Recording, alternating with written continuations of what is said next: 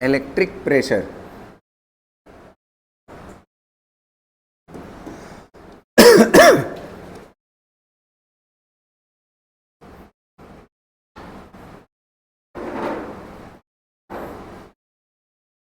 Electric pressure. अब यहां पे थोड़ा सा कुछ कॉन्सेप्ट मैं आपको रिमाइंड करा देता हूं, आप जवाब दीजिएगा। देखिएगा, जबकि कोई नॉन कंडक्टिंग शीट हो, कैसी हो, नॉन कंडक्टिंग शीट, तो इसको जब चार्ज दिया जाता है, पूरा चार्ज कहाँ पे होता है, इसके अंदर होता है। तो एक चार्ज की लेयर बनती है, कितनी लेयर, एक लेयर। तो एक चार्ज की लेयर से जो किसी पॉइंट पे इसके आसपास कोई पॉइंट हो, उस पे जो फील्ड होती है वो कितने के बराबर होती है, सिग्मा अपॉन 2 एप्सिलॉन। और जब यही कंडक्टिंग शीट होगी, ये कैसी थी, नॉन कंडक्टिंग, और अगर कंडक्टिंग शीट होगी और उसको चार्ज दोगे तो क्या होगा, दोनों तरफ चार्ज डिवाइड हो जाता है ना, तो 2 लेयर बन जाती है। कितनी लेयर बन जाती है, 2 लेयर बन जाती। तो यहां पे आसपास किसी पॉइंट पे फील्ड निकालोगे तो कितना होगी, सिग्मा अपॉन, एक सीट की वजह से सिग्मा अपॉन 2 एप्सिलॉन नॉट, दूसरी की वजह से सिग्मा अपॉन 2 एप्सिलॉन नॉट, तो टोटल कितना हो जाती है, सिग्मा अपॉन एप्सिलॉन नॉट। यही बात है ना। अब इसी के ऊपर पूरा इलेक्ट्रिक प्रेशर है, ध्यान से समझिएगा बहुत ही केयरफुली।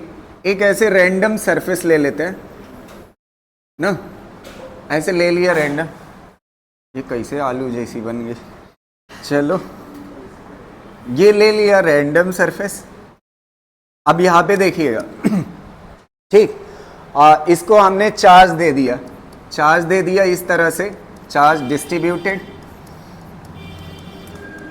और ये किसका बना हुआ है, मेटल की बनी हुई है सरफेस। ये किसकी बनी हुई है, मेटल की।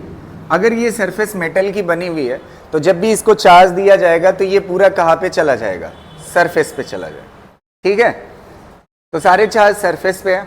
अब एक बात मैंने पढ़ाई थी इलेक्ट्रिक फील्ड में, वो बात क्या थी कि इलेक्ट्रिक फील्ड मेटेलिक सरफेस से हमेशा परपेंडिकुलर होती है। मेटेलिक सरफेस से हमेशा कैसी होती है, अब ये सरफेस तो टेढ़ी बेढ़ी है, इसका परपेंडिकुलर कैसे ढूंढते हैं, हम क्या बना लेते हैं, जैसे यहाँ पे कर्व है, इसका क्या बना लेंगे, सर्किल, यहाँ पे कर्व है, इसका क्या बना लेंगे, सर्किल, और यहाँ पे कर्व है, इसका क्या बना लेंगे, सर्किल ना। तो अब ये जो सर्किल है ना, यहाँ ये क्या बता रही है, इससे परपेंडिकुलर, इस वाले पॉइंट पे अगर परपेंडिकुलर लाइन चाहिए तो ऐसा महसूस होना चाहिए इसके कहाँ से आ रही है, सेंटर से। तो ये किसकी डायरेक्शन है, फील्ड की। इस पॉइंट पे अगर आप देखोगे तो सेंटर से लाइन ये है ना, तो ये किसकी डायरेक्शन है, फील्ड की। तो एक चीज आप समझिए, पॉजिटिव चार्ज होता है तो फील्ड किधर की तरफ होती है, बाहर। अच्छा, जिस तरफ फील्ड होती है उसी डायरेक्शन में पॉजिटिव चार्ज पे क्या लगता है, फोर्स लगता है। क्या लगता है, फोर्स लगता है। तो इससे पता चलता है कि इस सरफेस पे बाहर की तरफ एक क्या लग रहा है, फोर्स लग रहा है। क्या लग रहा है, और वो फोर्स सरफेस से क्या है, कितने डिग्री पे है। तो जब फ्लूइड मैकेनिक्स पढ़ोगे तो उसमें एक डेफिनेशन होती है, normal force per unit area क्या बोला जाता है, प्रेशर बोला जाता है। नॉर्मल फोर्स मतलब आप समझ रहे हो, किसी सरफेस से कैसा फोर्स, परपेंडिकुलर, वो फोर्स डिवाइड बाय एरिया क्या कहलाता है, प्रेशर। तो आपको दिख रहा है यहां पे इलेक्ट्रोस्टैटिक प्रेशर होगा, क्योंकि फील्ड कैसी है, परपेंडिकुलर। जिस डायरेक्शन में फील्ड होती है उसी डायरेक्शन में क्या होता है, जिस डायरेक्शन में फील्ड होती है उसी डायरेक्शन में फोर्स होता है। और फोर्स वो अगर नॉर्मल है सरफेस से तो क्या बनाता है, प्रेशर। अगर प्रेशर बनाएगा तो वो प्रेशर कितना होगा, समझ आ रही ना बात। अब अगली बात सुनिएगा, ध्यान से सुनना मेरी बात को। एक छोटा सा मैं टुकड़ा यहां पे सेलेक्ट करता हूं अपनी तरफ से, ऐसे ना, छोटा सा, और ये क्या कहलाएगा, ds। इसका एरिया जो है वो कितने के बराबर है, ds के बराबर, मतलब छोटा सा एरिया। टोटल कितने के बराबर होगा, s के बराबर। तो छोटा सा कितने के बराबर होगा, ds। अब अगली बात यहां पे कंसंट्रेट होके मुझे बताइएगा, अगर इसके पास एक पॉइंट लेता हूं और इसके पॉइंट एक लेता हूं पास में, अच्छा ये ds है ना, तो छोटे से एरिया पे चार्ज कितना होगा, पूरा चार्ज मान लेते हैं कितना है, q है, तो ये कितना होगा, dq। कितना होगा। अब आपको पता है ये जो है ना, ये चार्ज की प्लेट सी दिखेगी, कैसी दिखेगी, चार्ज प्लेट दिखेगी ना, अरे ये छोटा सा टुकड़ा जब इसको जूम करके देखोगे तो क्या दिखेगी, एक प्लेट जैसी। नहीं समझ आ रहा है? सरफेस का एक छोटा सा टुकड़ा कट कर लो और उस टुकड़े को क्या कर दो, जूम कर दो, तो जूम करोगे तो एक प्लेट जैसा नजर आएगा ना। इसके आसपास वाले पॉइंट पे देखिएगा। अच्छा, ये एक लेयर चार्ज है या दो लेयर? एक लेयर ना, सिर्फ बाहर वाली है, अंदर तो है नहीं, तो एक लेयर चार्ज है ना। तो इस वाले पॉइंट पे फील्ड कितना होगी बताइए, कितना होती है? Sigma upon 2 epsilon not, sigma upon 2 epsilon. और इस वाले पे भी कितना होगी? सिग्मा अपॉन, अच्छा दूर जाता हुआ होगा ना, क्योंकि पॉजिटिव है ना, ये पॉजिटिव चार्ज प्लेट है, तो फील्ड किधर होगी? दूर जाती। समझ आई बात? अब देखो ये 2 पॉइंट कंसीडर किया था, इस पे फील्ड कितना लगेगी? Sigma upon 2 epsilon. ये कितने के बराबर? ई के बराबर। और इस पॉइंट पे भी फील्ड कितनी होगी? E is equal to sigma upon 2 epsilon. यहां तक कोई दिक्कत नहीं ना? अब अगली चीज सुनिए, एक और प्रॉपर्टी हमने पढ़ रखी है। वो प्रॉपर्टी जानते हैं क्या पढ़ रखी है? ध्यान से सुनना, एकदम फील आ जाएगा कि मेटेलिक सरफेस के अंदर फील्ड क्या होती है? जीरो। फील्ड क्या होती है? जितना ये टुकड़ा फील्ड किधर बना रहा है? नीचे बना रहा है, बाकी जो टुकड़ा है ना वो किधर बनाएगा? तभी तो ये कैंसिल होगी, क्योंकि मेटल के अंदर फील्ड क्या होती है?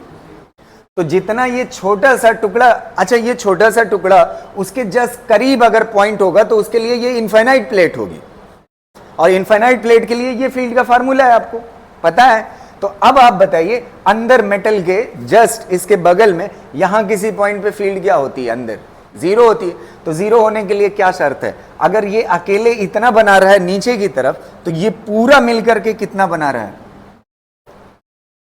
समझ आ रहा है? तभी तो ये कैंसिल होगा, तो ये कितना हो जाएगी? फील्ड जीरो ना।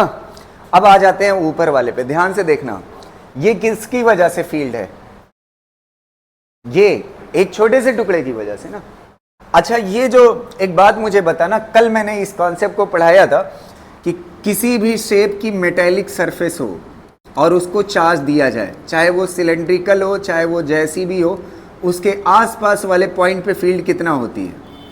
सिग्मा अपॉन, कल बताया था ना, सिलेंडर में भी दिखाया था, स्फीयर में भी दिखाया। तो कैसे भी शेप की होगी, उसके पास जो फील्ड होती है वो कितने के बराबर होती है? Sigma upon. तो अभी इसमें कमी है, ये जो छोटा सा टुकड़ा है वो सिर्फ कितना बना रहा है? Sigma upon. तो बचा हुआ टुकड़ा कितना बनाना चाहिए और किधर बनाना चाहिए? आप बताएं, किधर की तरफ बनाना चाहिए? Sigma upon 2 epsilon not. ऊपर की तरफ सिग्मा अपॉन 2 एप्सिलॉन नॉट और बनाना चाहिए, तब जाकर के ये दोनों ऐड करोगे तो ये वाला जस्टिफाइड हो जाएगा, है? चाहिए दोनों को जोड़ोगे तो सिग्मा अपॉन एप्सिलॉन नॉट आ जाएगा। ये छोटा सा टुकड़ा कितना बनाएगा? Sigma upon 2 epsilon. और ये पूरा टुकड़ा अगर उतना बना देगा तो दोनों ऐड होकर के ये वाली कंडीशन जस्टिफाइड हो जाएगी। यहां तक क्लियर है? अब इसके बाद कुछ करना नहीं है। एक बात बता रहा हूं मैं, ध्यान से सुनना। अगर किसी फील्ड में ना, किसी यूनिफॉर्म फील्ड में कोई चार्ज रखा हो स्मॉल q, तो इस पे फोर्स कितना लगता है बताइए? फोर्स इज इक्वल टू क्या होता है? QE होता है ना, यही होता है ना। अब आप ध्यान से सुनना, इस पिक्चर पे आ जाइए, इसके अलावा कुछ भी नहीं है। थोड़ा सा मुझे बताना, यहां पे दो फील्ड है ना इस पॉइंट पे, एक किसकी वजह से है? DQ चार्ज की वजह से, और एक किसकी वजह से? बचे हुए चार्ज की वजह। तो मान लेते हैं ये जो DQ चार्ज है ना, वो रखा हुआ है किस फील्ड में? जो बचा हुआ चार्ज फील्ड बना रहा है। बचा हुआ चार्ज कितना फील्ड बना रहा है बताइए? और उसमें कौन रखा हुआ है? DQ रखा हुआ है। उसमें कौन रखा हुआ है? DQ। तो यहां पे आप देखिए, फोर्स की डेफिनेशन आपकी क्या है? चार्ज कितना रखा हुआ है? DQ। और किस फील्ड में रखा हुआ है? Sigma upon. और ये छोटा सा चार्ज की वजह से फोर्स कितना हो जाएगा? DF। नहीं समझ आई बात है? क्लियर है ना? फील्ड कौन बना रहा है? जो बचा हुआ ये वाला पूरा एक बार देख लीजिए, ये जो इसको इस टुकड़े को छोड़ करके बाकी चार्ज है वो कितना बना रहा है और उसमें रखा कौन है, डी क्यू। तो आपको क्या मिल गया, फोर्स मिल गया। क्या मिल गया, फोर्स। अब एक आखिरी बात जो आप बताइएगा मुझे, ये डी क्यू को मुझे रिप्लेस करना है, हटाना है ना। अच्छा, इस बॉडी के ऊपर जो चार्ज है ना वो एरिया के पास है या वॉल्यूम के पास है, एरिया के पास। तो चार्ज डेंसिटी जो हम लेंगे वो कौन सी लेंगे, सिग्मा, चार्ज पर यूनिट। ये क्या कहलाता है, सिग्मा, चार्ज पर यूनिट। इसका मतलब आप समझते हो, 1 मीटर स्क्वायर में कितना चार्ज है। इसका मतलब क्या होता है, 1 मीटर स्क्वायर में कितना चार्ज, और मुझे चाहिए कितने में, कितने में चाहिए, डीएस में ना। तो डीएस में चाहिए तो डीएस से मैं क्या कर दूंगा, मल्टीप्लाई, तो मुझे क्या मिल जाएगा, डी क्यू। नहीं समझ आया, सिग्मा क्या है यार। अच्छा, एक पेन 2 रुपए की, 4 पेन कितने की होगी, है 8 की ना। ये बात समझ आ रही है ना। तो ऐसे ही 1 मीटर स्क्वायर एरिया पे जो चार्ज है वो क्या है, सिग्मा। तो 1 मीटर स्क्वायर पे चार्ज सिग्मा है, तो डीएस में कितना होगा, डीएस सिग्मा। समझ आ रही ना। अच्छा, डीएस पे जो चार्ज है उसे क्या बोलते हो, डी क्यू। यहां पे रख दीजिए, D F is equal to क्या हो जाएगा, इसकी जगह पे सिग्मा डीएस, तो क्या हो जाएगा, sigma square divide by 2 epsilon not, और क्या हो जाएगा, डीएस। अच्छा, डीएस को नीचे ले आइए, DF divide by DS is equal to क्या हो जाएगा, sigma square divide by 2 epsilon naught. अच्छा, ये बताओ फोर्स पर यूनिट एरिया ये क्या कहलाएगा, बस आ गया। समझ आ रही ना। इसी को क्या बोलते हैं, इलेक्ट्रोस्टैटिक प्रेशर। चार्ज डेंसिटी का square divide by 2 epsilon not. समझ आ रही ना। अब आपसे एक सीधा सा क्वेश्चन पूछ सकता है कि इलेक्ट्रोस्टैटिक प्रेशर और चार्ज डेंसिटी में रिलेशन कैसा होता है। अब 4 ऑप्शन दे दे, सिग्मा, सिग्मा की पावर 2, सिग्मा की पावर 1/3 और सिग्मा की पावर 1/4। तो किस पे टिक करोगे, सिग्मा स्क्वायर। समझ आ रही ना बात। इसको कर लीजिए, फर्स्ट पेज लगा दूं।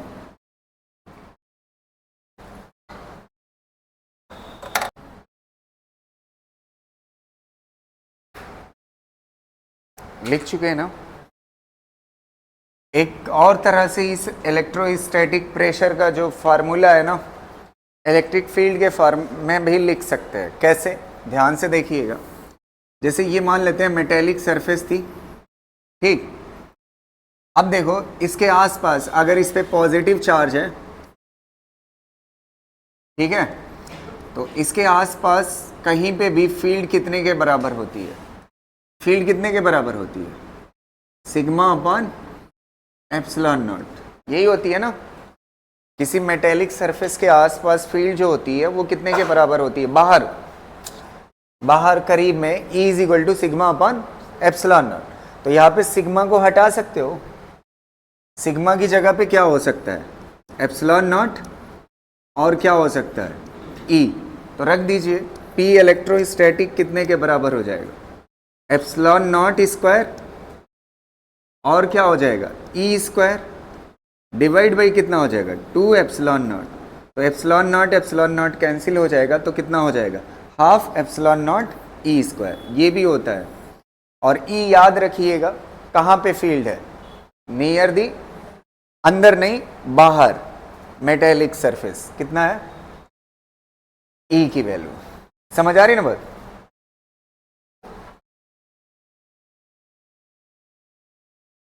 E कहाँ पे फील्ड है, outside, near the metallic surface,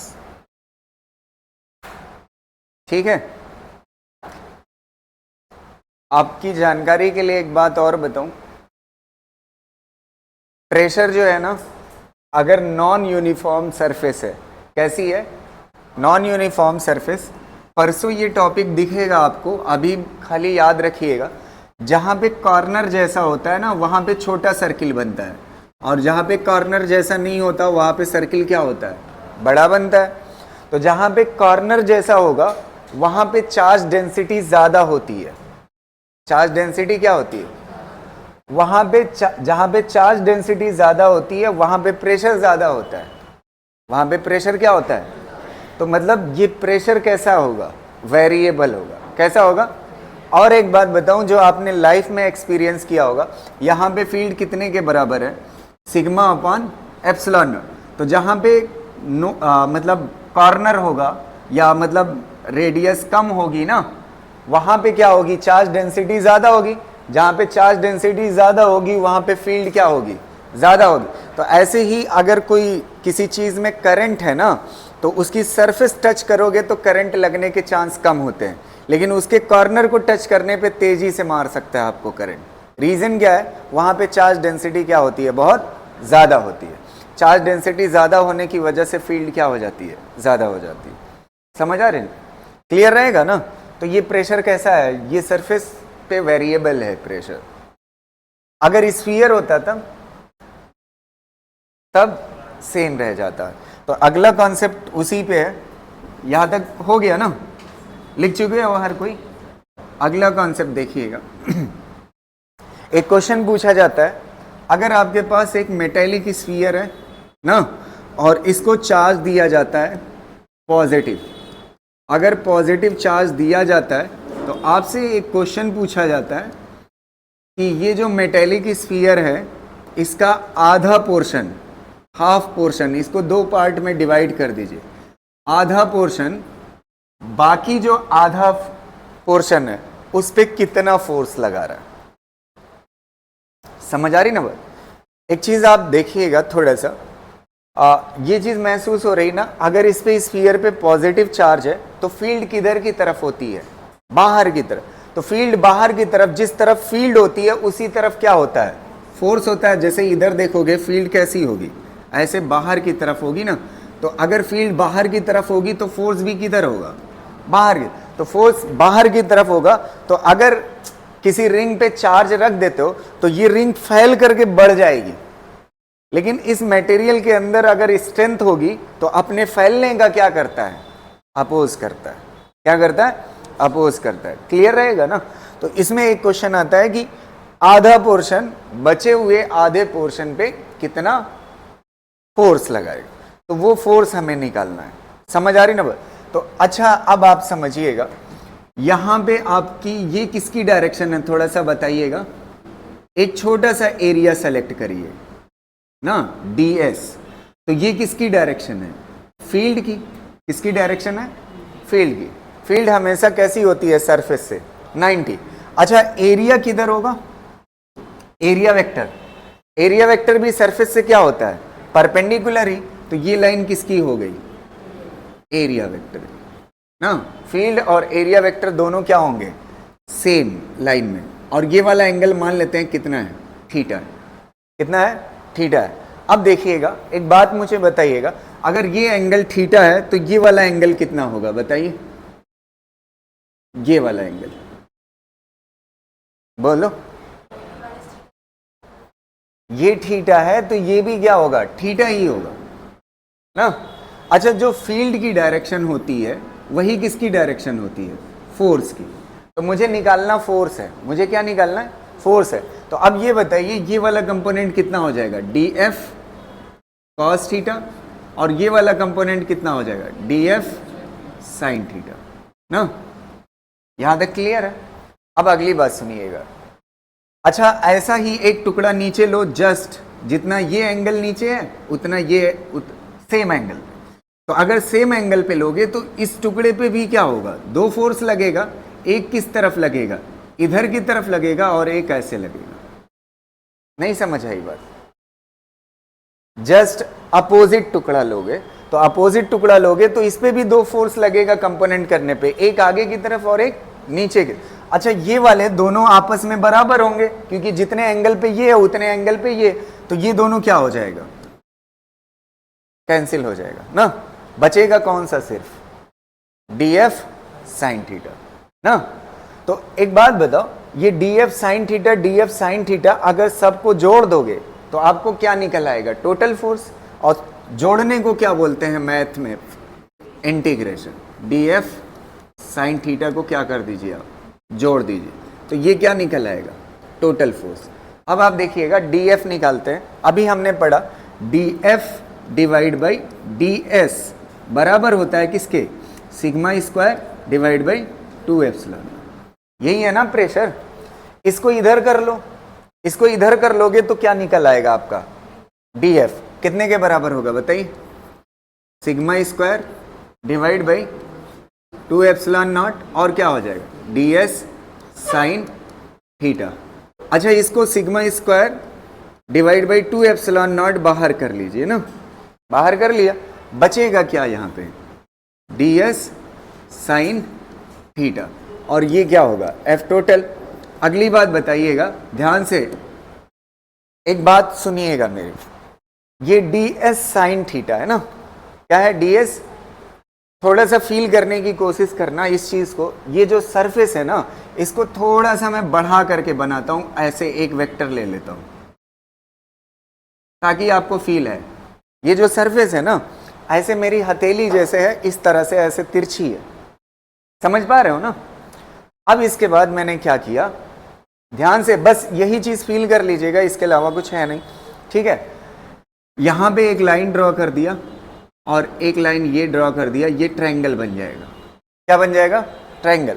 अब ईमानदारी से बताना, इस वाली लाइन पे, इस वाली व्हाइट कलर वाली लाइन पे, ये वाली लाइन परपेंडिकुलर है कि नहीं है ना, और इस वाली लाइन पे ये वाली लाइन परपेंडिकुलर है कि नहीं, नहीं समझ आ रही बात, फिर से ध्यान से देखो, इस व्हाइट कलर वाली पे ये लाइन क्या है, परपेंडिकुलर, और इस वाली लाइन पे, रेड कलर वाले पे, ये वाली लाइन क्या है, परपेंडिकुलर। तो इन दो लाइनों के बीच में एंगल कितना है, थीटा, तो इसके बीच भी एंगल कितना होगा, क्योंकि ये दोनों लाइनें इन दोनों पे क्या है, परपेंडिकुलर। अच्छा ये बताओ, ये अगर DS है तो ये वाला कंपोनेंट क्या होगा, DS cos थीटा, और ये वाला कंपोनेंट क्या होगा, DS sin थीटा। ध्यान से सुनना मेरी बात को। जैसे मान लेते हैं ये मोबाइल है ना, ये ऐसे है, ऐसे तिरछा है ना, ये वाला जो एंगल है ये कितना बन रहा है, थीटा बन रहा है। क्या बन रहा है, तो ये वाला कंपोनेंट क्या होगा, DF cos थीटा, और ये वाला कंपोनेंट क्या होगा, आपको दिख रहा है, ये जो सरफेस थी ना, उसका ये वाला जो कंपोनेंट है, ये वाला DS sin थीटा, इसको ऐड करना है। तो अगर इसको ऐड करोगे हर टुकड़े का, थोड़ा सा एज्यूम करना, ये पूरा स्फीयर है ना, उसके हर टुकड़े का जो ऐसे तिरछा वाला टुकड़ा, उसका कौन सा लेना है, ये वाला ना। तो ऐसे सारे टुकड़े को जब आप जोड़ोगे तो आपको क्या मिलेगा, डिस्क मिलेगा। क्या मिलेगी, नहीं समझ आई बात, फील करने की कोशिश करो यार। देखो मैं कैसे बताऊं आपको, कोई कौन है? बस एक मिनट, देखना। हाँ, क्या करूं यार, ये ऐसे होगा, एक टुकड़ा ऐसा कुछ होगा ना, और एक टुकड़ा ऐसे होगा, समझ आ रही ना बात। तो DS sin थीटा कौन सा है, ये वाला। तो ऐसे ऐसे कई टुकड़ों को जोड़ोगे तो आपको पता है डिस्क ही मिलेगी। ये आपको मोबाइल क्या दिख रही है, रेक्टेंगल दिख रही है ना, हकीकत में ये सरफेस का जो टुकड़ा लिए हो ये गोल सा होगा ना। तो ये गोल गोल टुकड़ों को जोड़ोगे ना सबको, तो आपको क्या मिलेगा, ओवरऑल एक डिस्क मिलेगी। क्या मिलेगी, डिस्क। तो अच्छा, डिस्क का एरिया, अच्छा ये क्या है, ये छोटा सा एरिया है DS sin थीटा, और DS sin थीटा ऐसे था, सबको जोड़ोगे तो क्या मिलेगी, डिस्क। तो ये कितना हो जाएगा बताइए, sigma square divide by 2 epsilon not, और ये कितना हो जाएगा, पाई R स्क्वायर, और ये कितना हो जाएगा, F टोटल। समझ आ रही है। अब अगली बात सुनिएगा, रीजन क्या है, ध्यान से समझिएगा। जैसे आपने यहां से पढ़ा, प्रेशर इज इक्वल टू होता है normal force divide by area, यही होता है, normal force divide by area. अगर आप देखोगे ये फोर्स है, तो normal force is equal to क्या लिख सकते हो आप, प्रेशर इंटू एरिया। क्या लिख सकते हो, प्रेशर इंटू एरिया। तो अगर आप देखोगे फोर्स की जगह पे फोर्स है, ये क्या चीज हो गई, प्रेशर, और ये वाली चीज क्या, एरिया। तो अब आप दिमाग लगाते कि आधे पे पूछा है तो आधे स्फीयर का एरिया लेंगे। आधे स्फीयर का एरिया कितना होता है, स्फीयर का कितना होता है 4 पाई आर स्क्वायर, डिवाइड बाई 2 करोगे तो कितना होगा, तो आपके हिसाब से यहां पे कितना होना चाहिए 2 पाई आर स्क्वायर, बल्कि लेना क्या है पाई आर स्क्वायर। समझ पाए ना, यही आपसे गलती हो जाएगी, यहां पे 2 एक्स्ट्रा आ जाएगा। समझ पा रहे हो ना, क्लियर रहेगा। ऐसा अभी आपने उसमें देखा था गॉस लॉ में, गॉस लॉ में पढ़ाते वक्त मैंने बताया था कि आप स्फेरिकल सरफेस वाला मत लीजिएगा, क्या लीजिएगा, स्फीयर की जगह पे, स्फीयर सरफेस की जगह पे क्या लेना, डिस्क वाला एरिया लेना फ्लक्स में, बताया था ना। तो ऐसे ही यहां पे जब प्रेशर आप निकालोगे तो आधे स्फीयर का एरिया लेने के बजाय कितना लेना है, डिस्क का एरिया लेना। समझ आ रही ना बात, क्लियर रहेगा ना। चलिए इसको कर लीजिए, ये इंपॉर्टेंट है। इसमें क्वेश्चन कैसे पूछा जाता है, आधा स्फीयर बचे आधे पे क्या लगाता है, फोर्स लगाता है, तो वो फोर्स डायरेक्टली प्रोपोर्शनल आर के साथ रिलेशन पूछता है, तो आपको याद रहना चाहिए कैसा होता है आर स्क्वायर। क्लियर रहेगा ना, ठीक है। इस वाले को देखो, कंफ्यूजन नहीं आनी चाहिए। इस छोटे से टुकड़े पे ना, इस छोटे से टुकड़े पे अगर आप देख लोगे, ये छोटा सा टुकड़ा जितना फील्ड लगा रहा था उतना ये पूरा टुकड़ा लगा रहा है। समझ पा रहे हो ना, ये बात क्लियर है ना। तो ऐसे ही क्या होता है, जैसे एक टुकड़े पे, जैसे ये छोटा सा टुकड़ा लिया ना, तो छोटा सा टुकड़ा जो फोर्स या फील्ड बना रहा है उतना रिमेनिंग टुकड़ा बना रहा है। समझ आ रही हो। तो ऐसे यहां पे जब आप देखोगे, जब यहां पे आपसे पूछा गया इस वाले कॉन्सेप्ट में ना, तो अगर इतने पे फोर्स आधे पे निकाल लो तो इसका मतलब लगा कौन सा रहा है, जो बचा हुआ है। नहीं समझ आई बात, एक बार और बता रहा हूं। जैसे इस वाले कॉन्सेप्ट में आप देखिए, यहां पे कौन रखा हुआ था, चार्ज कौन सा था, dq, और फील्ड किसकी थी,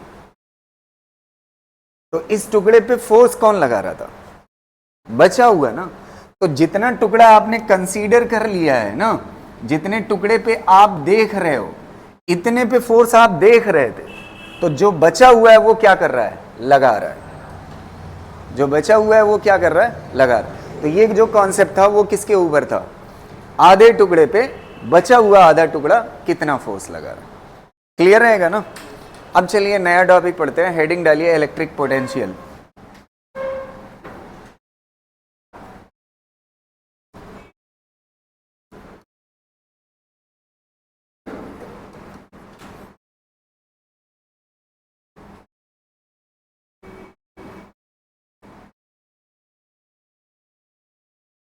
ये बहुत इंपॉर्टेंट टॉपिक है, इलेक्ट्रिक पोटेंशियल। ठीक है, समझिएगा इलेक्ट्रिक पोटेंशियल क्या होता है, इसकी डेफिनेशन भी इंपॉर्टेंट है असर्शन रीजन के पॉइंट ऑफ व्यू से। ठीक है, स्टेटमेंट वाले क्वेश्चन जो होते हैं उस तरह के देखना ध्यान से। ये मान लेते हैं चार्जेस का सिस्टम है, ये क्या है, system of charge, system of charge. तो ये पूरा चार्ज है इसके अंदर। ठीक है, अगर इस चार्ज के सिस्टम से किसी डिस्टेंस r पे यहाँ पे कोई पॉइंट P है ना, तो इस सिस्टम की वजह से इस पॉइंट P पे पोटेंशियल कितना होगा ये हमसे पूछता है। समझ आ रही ना। हो सकता है सिस्टम ऑफ चार्ज की जगह पे एक ही चार्ज हो, उसकी वजह से किसी डिस्टेंस r पे पोटेंशियल पूछ रहा हो। समझ आ रही ना बात। तो पोटेंशियल क्या होता है, पोटेंशियल पॉइंट टू पॉइंट क्या होता है, चेंज होता है। तो किसी पॉइंट P पे इस सिस्टम ऑफ चार्ज की वजह से पोटेंशियल कितना होगा, कैसे पता करेंगे और कैसे डिफाइन करते हैं, पोटेंशियल की डेफिनेशन क्या होती है वो समझते हैं। समझ आ रही ना। अब देखो यहाँ पे एक पॉइंट मैं ले लेता हूँ अपनी तरफ से, ये पॉइंट मान लेते हैं इन्फिनिटी पे है। कहाँ पे, इन्फिनिटी पे। ये रेफरेंस पॉइंट है हमारा। ठीक है, इन्फिनिटी पे कोई पॉइंट है। अब देखिएगा इसके बीच में कोई एक पॉइंट एज्यूम करिए, यहाँ कहीं, यहां कहीं पे अगर कोई टेस्टेड चार्ज है, इसमें दो चार्ज होता है, ये जो है ना, ये सिस्टम ऑफ चार्ज, ये सोर्स चार्ज हैं जो क्या बना रहे हैं, पोटेंशियल, जो क्या बना रहे हैं, पोटेंशियल। और यहां पे एक टेस्टेड चार्ज है जिसका नाम ले लेते हैं क्या, क्यू नॉट। क्या नाम ले लेते हैं, क्यू नॉट। अच्छा, अगर ये system of charges positive charge है तो इस पे फोर्स किधर लगेगा बताइए, और कैसा लगेगा फोर्स। ये पॉजिटिव चार्ज टेस्टेड लिया जाता है, टेस्टेड चार्ज हमेशा कैसा लिया जाता है, पॉजिटिव। इस पे फोर्स लगेगा इधर की तरफ, और ये वाला फोर्स कैसा होगा, एफ इलेक्ट्रोस्टैटिक। ये कैसा होगा, एफ इलेक्ट्रोस्टैटिक। अच्छा, एक और वजह हो सकती है चार्ज के चलने की। चलिए, अगर यहां पे आप छोड़ते हो चार्ज को, तो चार्ज को धकेलेगा कौन, ये दूसरा चार्ज, समझ आ रहा। और दूसरा चार्ज चलाने का एक और रीजन होता है, या तो हम इसमें इन्वॉल्व हो जाएं और चार्ज को चलाएं, तो इसको क्या बोलेंगे, एक्सटर्नल। क्या बोलेंगे, एक्सटर्नल फोर्स। तो इस चार्ज पे एक और फोर्स लग सकता है जिसकी वजह से ये चार्ज चल सकता है, और उसका नाम क्या होगा, एफ एक्सटर्नल। क्या नाम होगा, एफ एक्सटर्नल। अब थोड़ा सा मैं आपको रिमाइंडर के लिए एक बात बताता हूं, और वहीं से हम रिलेट करके पढ़ेंगे चीजें। ग्रेविटेशन आपने पढ़ा था और मैंने पढ़ाया था, है कि नहीं। ग्रेविटेशन में क्या बताया था, जैसे एक मास है, ये मास है, और इसको h हाइट तक ले जाइए। कितनी हाइट तक ले जाइए, h हाइट तक। तो इस मास पे अगर आप देखोगे तो इस पे मास पे नीचे की तरफ एक फोर्स लगता है जिसका नाम क्या होता है, mg। क्या होता है, mg होता है। समझ आ रहे हैं। तो अगर आप देखोगे, ये जो mg होता है ये कंजर्वेटिव फोर्स होता है। कैसा होता है, तो जैसे ग्रेविटेशनल फोर्स कंजर्वेटिव होता है, वैसे इलेक्ट्रोस्टैटिक फोर्स भी कैसा होता है, कंजर्वेटिव होता है। दोनों कंजर्वेटिव होते हैं। अब ध्यान से सुनना, अगर मैं वर्क निकालूं ग्रेविटेशनल फोर्स की वजह से, तो कितने के बराबर होगा बताइए, कितने के बराबर होगा, नीचे की तरफ mg और ऊपर क्या है, डिस्प्लेसमेंट। तो कैसा आंसर आएगा, minus mg force into displacement. Minus क्यों आ रहा है, नीचे फोर्स ऊपर डिस्प्लेसमेंट। ये वर्क कंजर्वेटिव कहलाता है। क्या कहलाता है, वर्क कंजर्वेटिव। समझ आ रहा।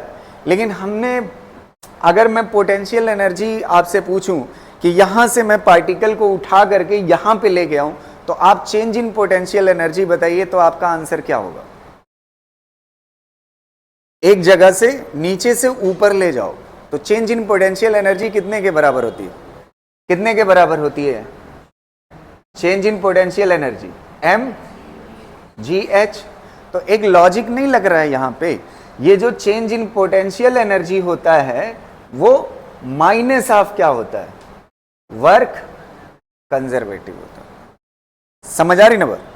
एक तरीका ये होता है पोटेंशियल एनर्जी निकाल। अगर आप पोटेंशियल एनर्जी निकाल सकते हैं तो आप पोटेंशियल एनर्जी अगर आप निकाल सकते हैं ना, तो पोटेंशियल एनर्जी डिवाइड बाई यही टेस्टेड चार्ज करोगे तो आपको पोटेंशियल मिल जाता है। समझ आ रहे। अभी मैं बताता हूं कैसे। फिलहाल अभी इतना समझ आया, चेंज इन पोटेंशियल एनर्जी किसके बराबर होगा, माइनस ऑफ वर्क कंजर्वेटिव। अब एक बात समझिएगा, ध्यान से सुनना मेरी बात को। यहां पे मैंने क्या किया, दो तरीका होता है पोटेंशियल समझने का। जैसे पोटेंशियल एनर्जी को समझने का दो तरीका होगा, ऐसे पोटेंशियल को समझने का दो तरीका होगा। एक तरीका क्या होगा, इधर की तरफ फोर्स लगा दो एक्सटर्नल। क्या लगा दो, अब ध्यान से सुनना, जितना mg नीचे लग रहा है उतना एक्सटर्नल ऊपर लगा दो। अब ये दोनों फोर्स क्या हो जाएगा, बराबर।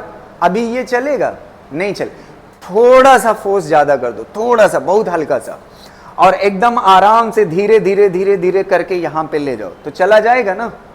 तो इस बार जो ये वर्क रेड कलर वाले से निकालोगे, ये कितने के बराबर होगा, F external.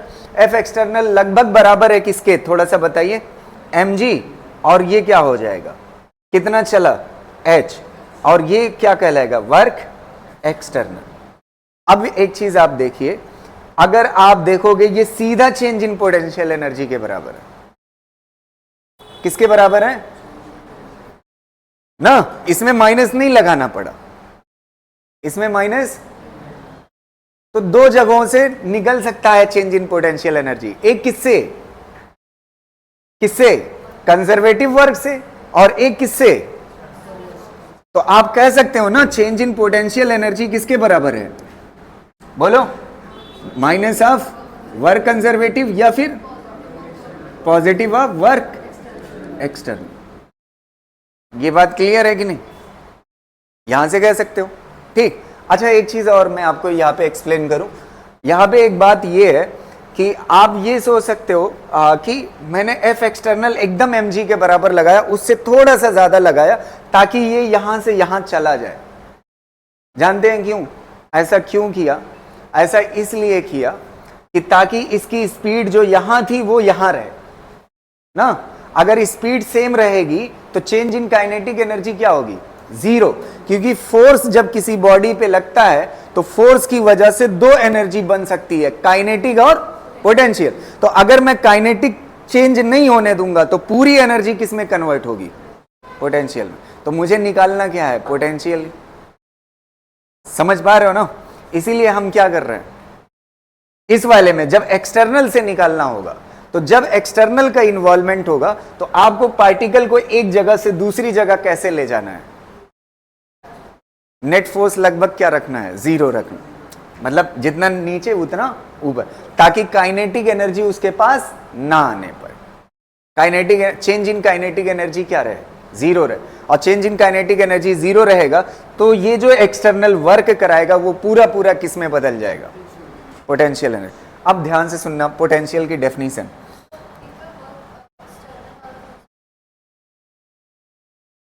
Work external mg के बराबर mg के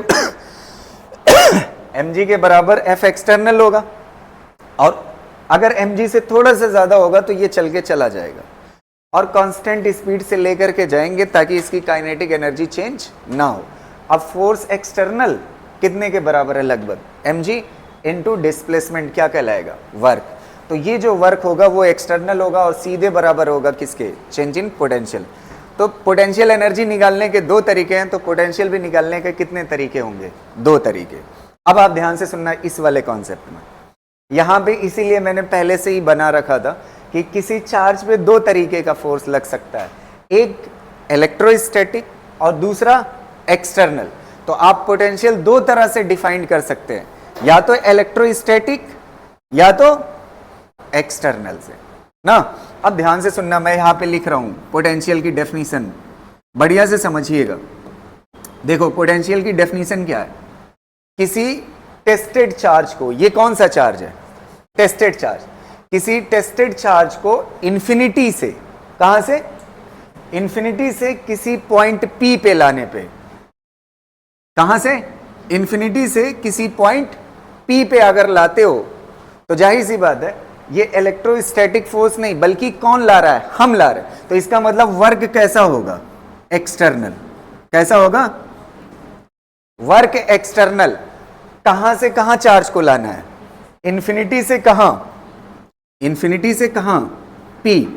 जो वर्क लगेगा वो वर्क डिवाइड बाई जिस चार्ज को आप लेकर के आए हो वो चार्ज क्या कहलाता है? पोटेंशियल कहलाता है। नहीं समझ आई? ये क्यू नॉट चार्ज है, क्यू नॉट चार्ज को कहां से लाइए? इंफिनिटी से उठा करके कहां पे लाइए? किसी पॉइंट P पे। तो आप एक्सटर्नल हो तो आपका क्या लगेगा? वर्क। वो जो वर्क खर्च हुआ है वो वर्क डिवाइड बाई चार्ज क्या कहलाता है? क्या कहलाता है? पोटेंशियल। तो आपको दिख रहा होगा वर्क एक्सटर्नल ही क्या है? Change in potential energy divide by charge क्या कहलाता है? पोटेंशियल कहलाता है। समझ आ रही ना? अगला सुनिएगा, एक मिनट, अभी पूरा नहीं हुआ है, एक और डेफिनेशन हो सकती है, वो डेफिनेशन सुनिएगा। इंफिनिटी से, अच्छा ये बताओ इन दोनों में रिलेशन थोड़ा सा बताओ, वर्क एक्सटर्नल और वर्क कंजर्वेटिव में। वर्क एक्सटर्नल कैसा है? पॉजिटिव। तो वर्क कंजर्वेटिव उसी टाइम कैसा होता है ना? तो मतलब यहां पे जहां पे एक्सटर्नल लिखा हुआ है ना वर्क, यहां पे क्या लिख दो? वर्क इलेक्ट्रोस्टैटिक या फिर कंजर्वेटिव। इलेक्ट्रोस्टैटिक और कंजर्वेटिव दोनों बात क्या है? सेम है।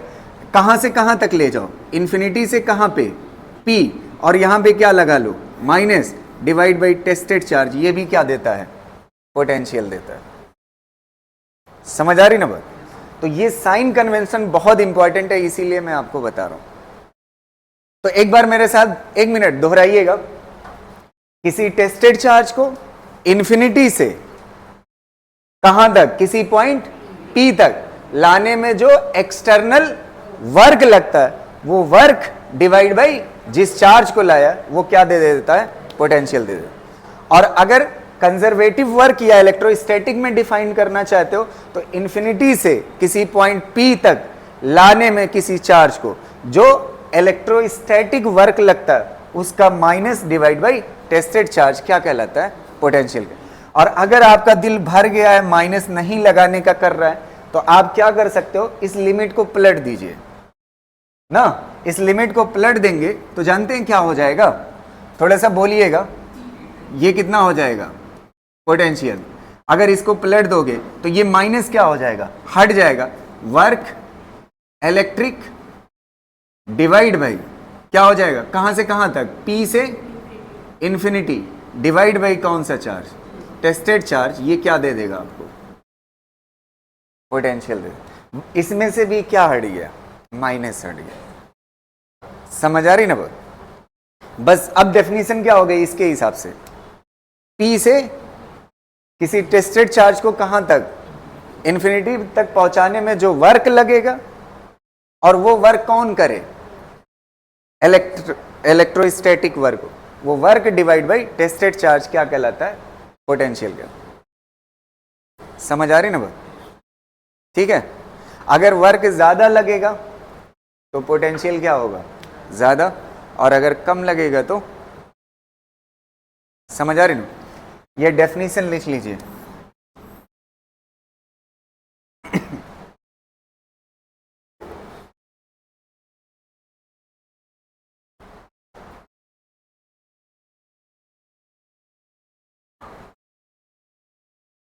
यहां तक क्लियर है ना? समझ आ गया ना? अब चलिए एक दो छोटे छोटे क्वेश्चन कर लेते हैं इसके ऊपर। लिखिएगा।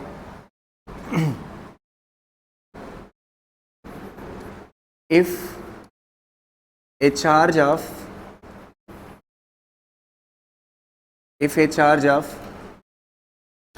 4 microcoulomb is brought from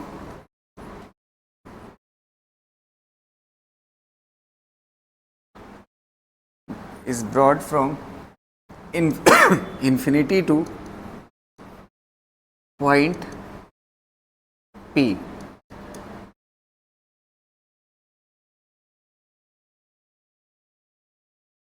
The work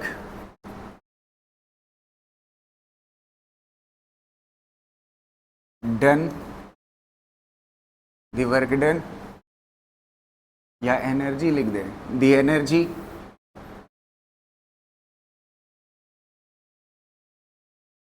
required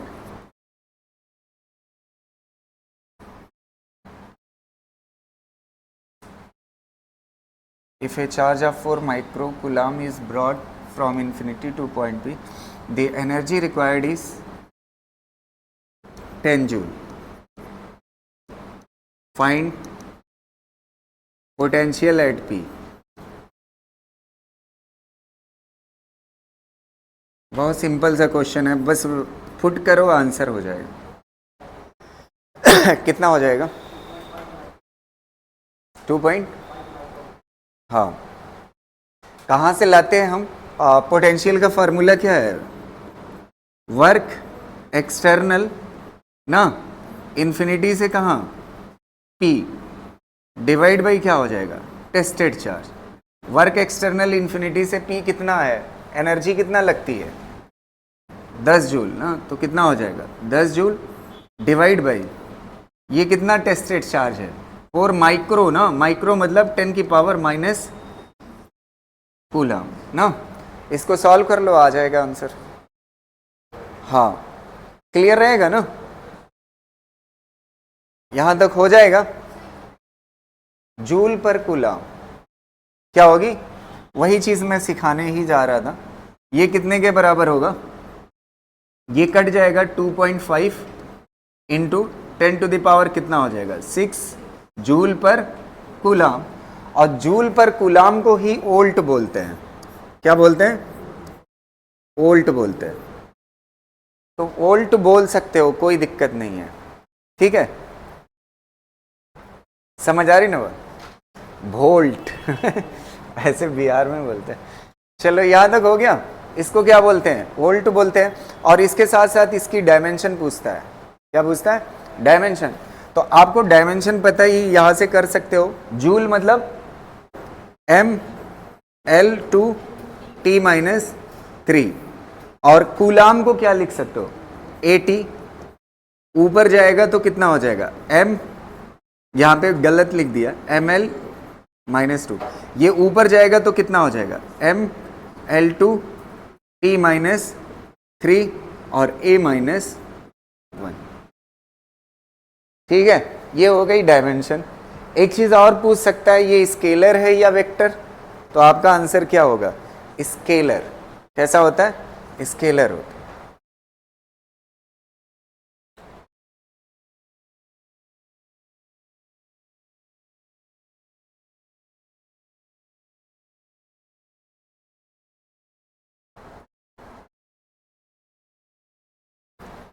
हो गया।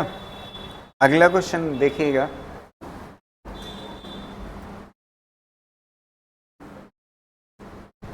Next question, the work done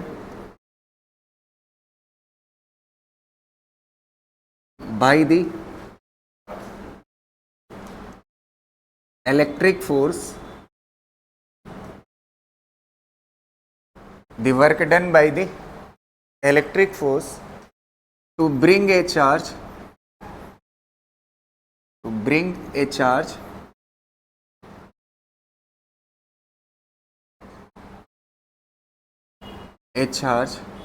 from infinity to P point, infinity to P,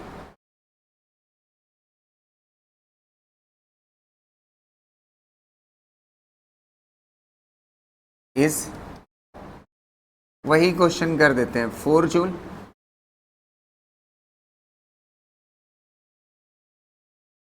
to bring a charge,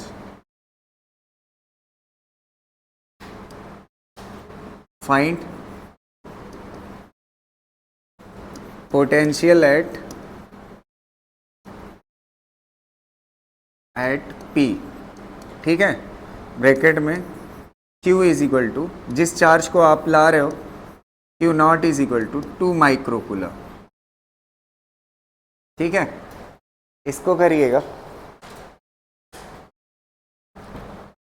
potential P पे बताना है। अगर आप कहाँ से चार्ज को ला रहे हो? इन्फिनिटी से P पे, तो इस बार कौन सा वाला वर्क डन कौन सा दिया हुआ है? इलेक्ट्रिक फोर्स वाला। तो इलेक्ट्रिक फोर्स वाला वर्क डन से पोटेंशियल अगर निकालना है तो क्या होता है? माइनस ऑफ वर्क, कौन सा? इलेक्ट्रिक ना, कहां से कहां तक? Infinity to P, divide by क्या होता है? Q naught. तो ये कितना दिया हुआ है? माइनस ऑफ कितना दिया हुआ है? 4। और ये चार्ज कितना दिया हुआ है? 2 माइक्रो मतलब 10⁻⁻⁶। और ये कितना हो जाएगा? जूल पर कूलम। तो कितना हो जाएगा? 2 इंटू 10⁻⁶। ठीक है, जूल पर कूलम को क्या बोल सकते हो? वोल्ट बोल सकते हो। क्या बोल सकते हो? वोल्ट बोल सकते हो। ठीक,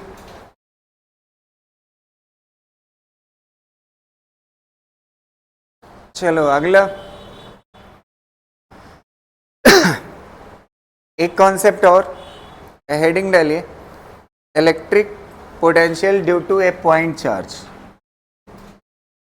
इलेक्ट्रिक पोटेंशियल, इलेक्ट्रिक पोटेंशियल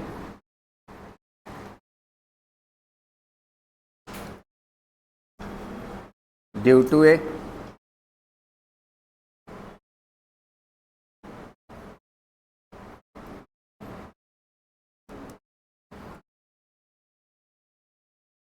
एक पॉइंट चार्ज की वजह से, देखो एक पॉइंट चार्ज है, अब सिस्टम ऑफ चार्ज की जगह पे क्या है, एक पॉइंट चार्ज, उसकी वजह से किसी डिस्टेंस r पे, यहाँ पे एक पॉइंट है ना, किसी डिस्टेंस r पे आपको क्या बताना है, पोटेंशियल बताना है। क्या बताना है? पोटेंशियल बताना है। ठीक है, इसका डेरिवेशन मैं करा देता हूँ, थोड़ा सा ज़्यादा टाइम नहीं लगेगा, लेकिन इससे क्या होगा, कुछ चीज़ें सीखने को मिलेगी। ठीक है, यहाँ पे r डिस्टेंस पे कोई पॉइंट है, या सीधा बता दें फार्मूला, सीधा चाहिए हैं, थोड़ा सा सीखने को मिलेगा, ग्रेविटेशन वाला भी दिख जाएगा। ठीक है, और कभी आ जाता है तो कर ले जाइए हैं। देखो किसी पॉइंट P पे आपको क्या चाहिए, पोटेंशियल चाहिए। तो अब आप समझिए, यहाँ पे मान लेते हैं ये पॉइंट जो है ये इन्फिनिटी पे है। कितने पे? इन्फिनिटी पे। अब हमने क्या किया, यहाँ से एक x डिस्टेंस पे मान लेते हैं टेस्टेड चार्ज यहाँ पे ना, ध्यान से सुनिएगा, टेस्टेड चार्ज यहाँ पर है। अच्छा, इस पे इलेक्ट्रोस्टैटिक फोर्स किधर लगेगा बताइए?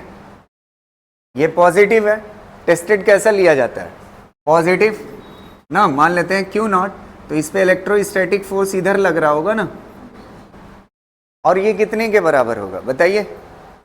Electrostatic force K Q1 Q2 divide by कितना हो जाएगा, डिस्टेंस कितना है दोनों के बीच में, x², यही होगी ना F इलेक्ट्रोस्टैटिक। अब देखिए, जब ये फोर्स लगेगा तो थोड़ा बहुत ये क्या करेगा, डिस्प्लेस करेगा, और डिस्प्लेस करेगा तो ये डिस्प्लेसमेंट मान लेते हैं कितना, dx। कितना मान लेते हैं? dx मान लेते हैं। यहां तक क्लियर है? अब पोटेंशियल की डेफिनेशन हमने क्या पढ़ी है, पोटेंशियल की डेफिनेशन क्या पढ़ी है? वो पढ़ा है वर्क इलेक्ट्रिक ना, और कहां से कहां तक, P से इंफिनिटी अगर लेते हो तो यहां पे प्लस ले सकते हो, डिवाइड बाई टेस्टेड चार्ज ना, यही होगा। अब देखना, फोर्स इनटू डिस्प्लेसमेंट क्या कहलाता है, वर्क कहलाता है।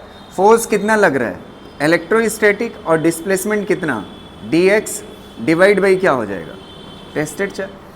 लेकिन ये जो वर्क है ये छोटा सा वर्क है ना, और कहां से कहां फाइंड करना है, P से कहां तक। अच्छा, P पॉइंट जो है वो कहां से, 4 से कितनी दूरी पे है ये P पॉइंट, R से कहां जा रहा है, यही होगा ना। अब यहां पे हम क्या रख देंगे, F इलेक्ट्रोस्टैटिक की वैल्यू रख देंगे, तो यहां से कितना हो जाएगा, R से इंफिनिटी, और यहां पे कितना हो जाएगा, K capital Q small Q0 divide by कितना हो जाएगा, x², और डिवाइड में क्या लिखा हुआ है, Q0, और यहाँ पे क्या बच रहा है, dx। तो Q0 क्या हो जाएगा, कैंसिल। अच्छा, KQ क्या है, कांस्टेंट, ये किधर आ जाएगा, बाहर, KQ, और लिमिट कहाँ से कहाँ तक, R से कहाँ तक, इन्फिनिटी, और यहाँ पे क्या बच रहा है, x², ऊपर जाएगा तो क्या हो जाएगा, और यहाँ पे क्या हो जाएगा, dx ना।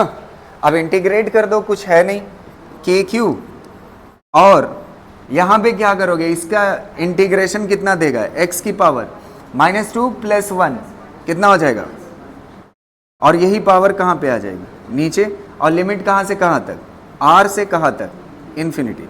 अच्छा, इसको क्या लिख सकते हो आप, ये -1 है ना, यहाँ पे माइनस, और ये x की पावर -1 है, नीचे आएगी तो क्या हो जाएगा, x, और लिमिट कहां से कहां तक, R से कहां तक।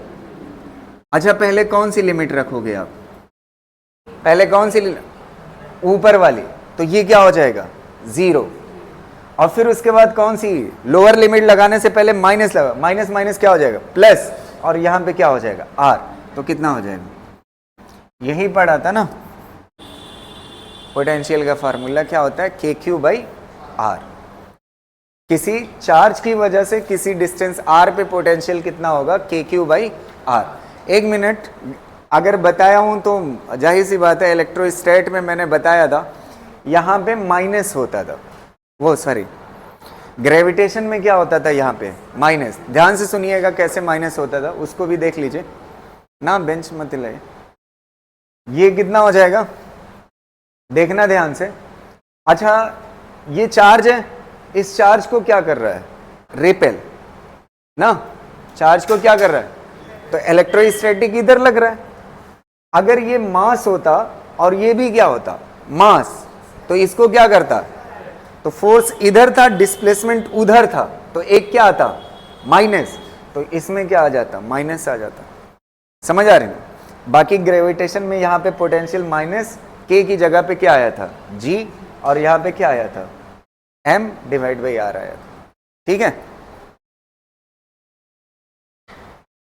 कर लीजिए इसको।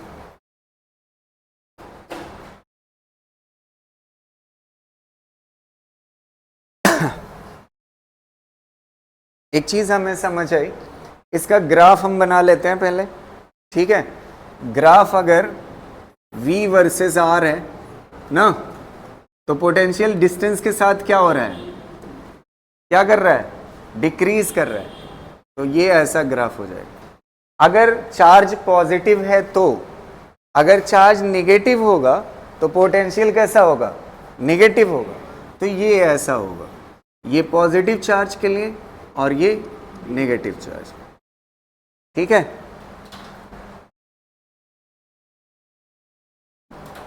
हो गया। बस एक दो क्वेश्चन करना है। ठीक है, लिख चुके हैं ना, ये वाला कॉन्सेप्ट देखिएगा। अगर मैं आपसे कहता हूं यहां पे एक चार्ज Q है और यहाँ पे एक चार्ज 2Q है ना, और यहाँ पे एक पॉइंट है, यहाँ से भी A दूरी है और यहाँ से भी A दूरी है, तो इस पॉइंट पे पोटेंशियल कितना होगा P पे, इस पॉइंट पे बताइए पोटेंशियल कितना आएगा। पोटेंशियल कैसी क्वांटिटी होती है, स्केलर, तो सिंपली क्या हो जाएगा, ऐड हो जाएगा। क्या हो जाएगा, ऐड हो जाएगा। तो ये कितना आएगा बताइए, इसकी वजह से पोटेंशियल K कितना Q डिवाइड बाई डिस्टेंस कितना A। ऐसे ही इसकी वजह से K और कितना चार्ज 2Q डिवाइड बाई कितना हो जाएगा A इज इक्वल टू कितना आ जाएगा 3KQ बाई कितना हो जाएगा A हो।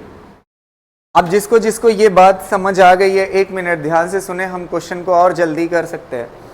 ये 2Q है और ये कितना है Q है, दोनों से जिस पॉइंट पे निकालना था पोटेंशियल, दूरी क्या थी सेम, तो दोनों चार्ज को जोड़ लीजिए, सीधा लिख दीजिए K, और दोनों चार्ज जोड़ करके कितना होंगे 3Q डिवाइड बाई A, बस आंसर हो जाएगा। समझ आ रही ना बात, आपको अलग अलग करके फिर जोड़ना नहीं है, क्लियर रहेगा। चलिए एक क्वेश्चन और बताइएगा, यहां तक हो गया। एक क्वेश्चन मैं आपको देता हूं, यहां पे मैं बना देता हूं, ऐसे बताइएगा, -Q 2Q और यहां पे एक है 3Q, और जिस पॉइंट पे पोटेंशियल बताना है वो ये पॉइंट है ना, और सबकी दूरी कितना है x है, कितना है, तीनों चार्ज से दूरी x है। तो अब वो वाला लॉजिक लगाइए और बताइए पोटेंशियल कितना होगा इस पॉइंट P पे। अगर पॉइंट बराबर दूरी पे है सभी चार्ज से, तो सबको क्या कर लेना है ऐड, तो 3 2 5 में से एक जाएगा तो कितना हो जाएगा K 4Q बाई X, बस आंसर हो जाए। समझ आ रही ना बात,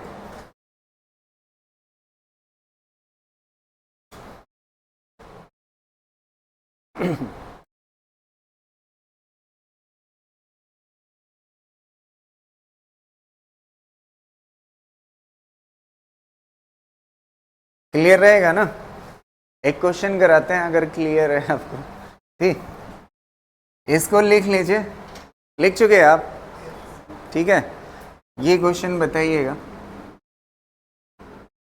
आपके पास एक स्क्वायर है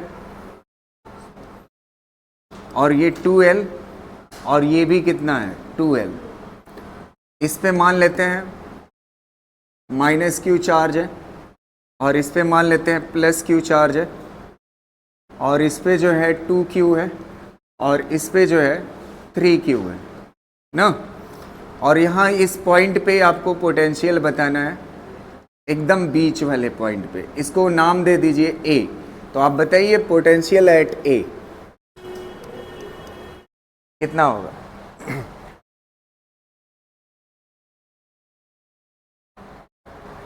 हैं? इन दोनों की वजह से पोटेंशियल बनेगा? नहीं बनेगा, क्योंकि ये जितना माइनस में बनाएगा ये उतना प्लस में, तो ये दोनों क्या हो जाएगा? कैंसिल हो जाएगा। बचे ये दोनों ना। अच्छा, इससे दूरी और इस वाले से दूरी कैसी है बताइए? सेम है ना। अच्छा, ऊपर वाले ने बुद्धि दी है तो ये पाइथागोरस से निकाल सकते हो, कितना आएगा ये? हाँ, ये कितना हो जाएगा? √4l² + l² कितना हो जाएगा? √5l ना। अब जिसको नहीं आएगा वो पाइथागोरस सीख लेगा, ठीक है। यहां से जब निकालोगे पाइथागोरस से तो ये कितने के बराबर आएगा? √5l। अब ये बताओ, जितना ये दूरी है उतना ये दूरी है, तो दो अलग अलग क्यों निकालें? सीधा दोनों चार्ज को जोड़ लीजिए तो कितना हो जाएगा? k × 5q डिवाइड बाई कितना? √5l। अच्छा, 5 को आप क्या लिख सकते हो? √5 × √5 और k q बाई √5l। 5 क्या हो जाएगा? कैंसिल, बस आंसर। एक और बताइएगा। हाँ, लिखते रहिए आप, जो लोग लिख चुके हैं वो इस पे बताएं। B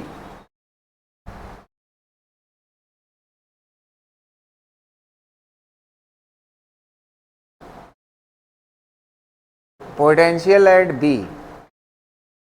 ना। देखो, इससे दूरी और इससे दूरी क्या है? बराबर है, तो दोनों चार्ज को जोड़ लीजिए, कितना आएगा? Q आएगा। तो कितना हो जाएगा? K और Q डिवाइड बाई दूरी कितना होगी? L के बराबर। इतना हो गया इन दोनों की वजह से। अच्छा, इस वाले से इसकी दूरी, यहां से और यहां से दूरी, ये दोनों कितनी होगी? सेम होगी। और फिर ये कितने के बराबर होगी? √5l के बराबर। इसमें कोई दिक्कत नहीं है ना। तो अच्छा, इस चार्ज से और इस चार्ज से दूरी सेम है तो इन दोनों को एक साथ ले सकते हो, तो कितना हो जाएगा? k और कितना है? 3q + q कितना हो जाएगा? 4q डिवाइड बाई दूरी कितने के बराबर? √5 है। इससे कर सकते हो, बस आ जाएगा। एक आखिरी जाते जाते बताइए, हो गया ना? यहां सेंटर पे C,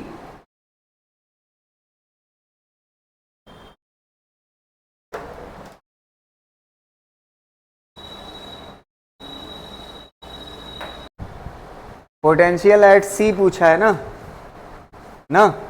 अच्छा, ये बताओ C वाली कितना? देखते हैं, मैच कराइएगा। है, देख रहे हैं? याद नहीं है मुझे, देखता हूं कितना। नहीं, देख लेते हैं कितना आता है। ध्यान से देखना, 1 मिनट। एक बात मुझे बताना, ये वाले चार से दूरी और ये वाले चार से दूरी और इस वाले चार से दूरी, ये चारों दूरी कैसी है? सेम है ना। तो सबसे पहले हमारा टारगेट है ये वाले दूरी निकालना ना। ये वाली दूरी कितने के बराबर? अगर आपको याद हो थोड़ा सा, मैंने ये चीज पढ़ाई है। अगर ये A है और ये A है तो ये √2a आता है ना। तो अगर ये A की जगह पे कितना है? 2l और A की जगह पे कितना है? 2l, तो ये कितने के बराबर होगा? 2√2l ना, ये पूरा 2√2L के बराबर है ना, तो उसका मुझे क्या चाहिए, आधा, तो कितना हो जाएगा √2L, कितना हो जाएगा, तो K डिवाइड बाई दूरी कितना है √2L, और टोटल चार्ज कितना है 3 2 5 1 6 माइनस इतना कितना हो जाएगा, बस यही आंसर आएगा। ठीक है, एकदम सिंपल सा, किसी को बाउंस तो नहीं किया है, हो जाएगा ना। ये वाली दूरी पूरी निकाल लो, फिर उसके बाद इसकी आधी निकाल लो। ठीक है, तो आज की क्लास इतना ही, बाकी इसके आगे देखेंगे कल। ठीक है, थैंक यू।